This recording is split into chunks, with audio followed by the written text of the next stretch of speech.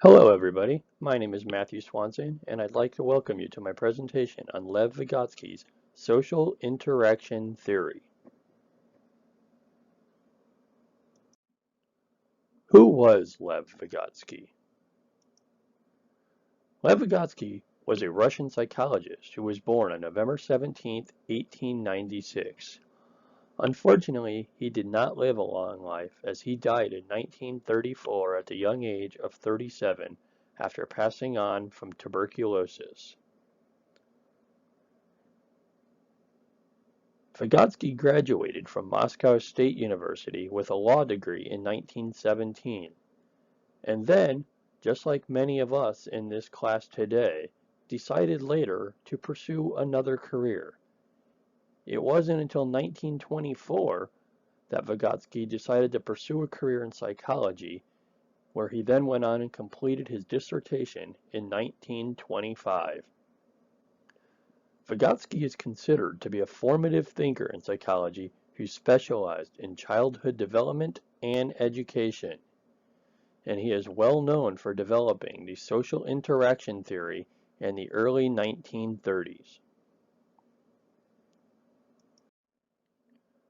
What is the social interaction theory?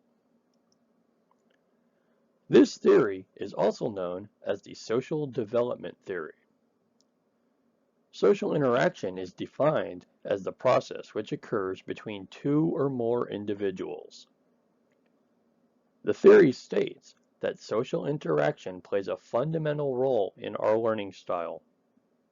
Cognitive development originates with social interaction. That we process our social experiences into stepping stones for higher learning. And that the range of skills developed with guidance from others far exceeds what is achieved by us alone. This is stating that when we are in the learning process, if we are learning it socially from another person, whether it be a parent or a teacher, whoever, that the learning process is much better than if we just develop an age and then learn the stuff naturally on our own like that, which is more along the lines of what Piaget said. So Vygotsky is the complete opposite there, in that we develop socially beforehand. The social interaction theory influences a great many things. It makes us influences of what we think about. How do we think? What are our higher mental functions? And it influences our language development.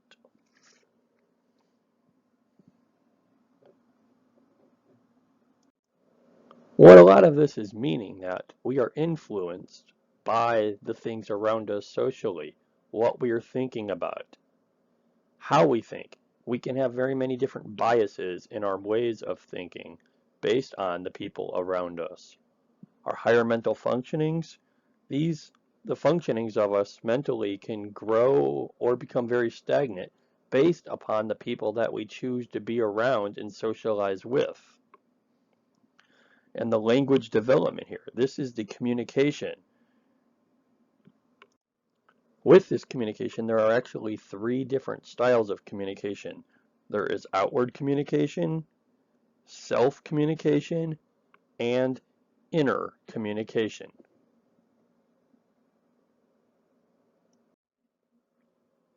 The process of social interaction is a step-by-step process towards mastering a skill. I like to think of it as an I do, we do, you do process. First, you have this process includes seeing, jointly doing, and independent doing. Meaning, first, you are seeing this process take place, whether it's from your parent teaching it to you or a teacher teaching it to you in a classroom environment. You are just monitoring it, observing it, and seeing what happens. After this, we go to the jointly doing process, the step. In this step, the teacher and the learner are both doing the step together. And then slowly, as the learner develops that skill a little further, they are finally able to go into independent doing, where they are able to do the skill completely alone without the teacher doing it with them. Again, I think of this as an I do, we do, you do procedure. The zone of proximal development. One of Vygotsky's portions of this theory is talking about the zone of proximal development. In here, there are three different areas you can see on this zone. The middle area, which is that smaller area, this is the too easy zone. This is what the student is already able to do without any help provided. The middle ring of the target is the zone of proximal development. That is what the student is able to do with help. And then the outer ring, we have the too hard zone. And this is the area that is beyond the student's abilities with or without help. So what is this zone of proximal development? Well, the zone of proximal development, or the ZPD as it is referred to by Vygotsky, is the difference between what a learner can already do on their own and what they can do with encouragement and guidance from someone with more skill. This person with more skill is known by Vygotsky as a more knowledgeable other, or an MKO. MKOs only give as much help as needed so that the learner can take independent steps to perform these skills alone. The ZPD is a fluid zone that grows with the learner as they gain knowledge and advance through the process of social interaction. This cycle continues on and repeats itself. It starts out, there is that social interaction with the MKO. That leads into learning in the zone of proximal development, and then eventually they into that new mastery of the skill. And when it's there, they are able to do the skill on their own. And then once they have mastered that skill, the process basically repeats, as whether it's with someone new or with that same teacher, they begin once again with a social interaction with a more knowledgeable other, or a teacher of some sort, or a parent, on a new skill that they are trying to master. And again, this process continues on and on and on until there are essentially no more skills to learn from that person, and then they would move on to another individual as the learning process never ceases.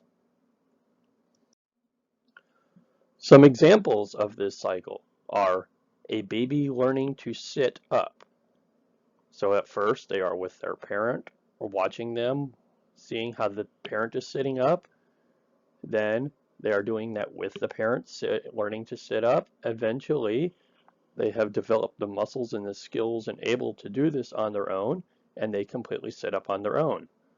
Then this cycles back around and they start back over, and now the process is starting eventually with the baby learning to crawl. Once they have completely mastered that, it would eventually go on to that baby learning to walk. Then a little later in life, when that kid's a little more grown up, it could be that child learning how to ride a bike. Or then even when they get older into their teenage years, it could be that teen learning how to drive a car. Again, this cycle just continues on and on from one skill to the next. There are many ways also that these skills and this theory here, the social interaction theory, can be used in the classroom. There can be used through reciprocal teaching. Here, teachers and students will collaborate until the learning and the people who are learning are successful.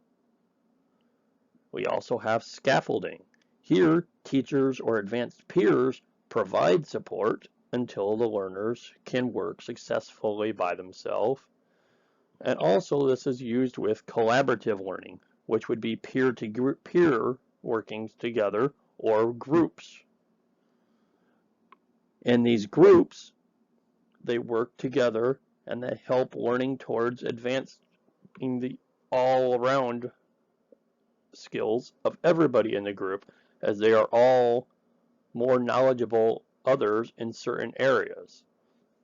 So again, these are just a few of the different ways that this process can be used in the classroom through reciprocal teaching, scaffolding, and collaborative learning.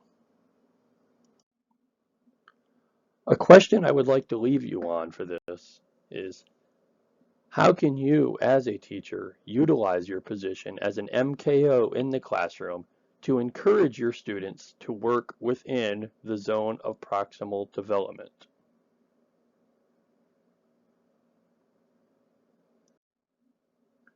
And that will conclude my presentation. I hope you have enjoyed it. If you have any questions, please leave any comments, and I will be happy to help you with anything that I can. Again, thank you for viewing, and I hope you have a wonderful day. Thank you. Bye-bye.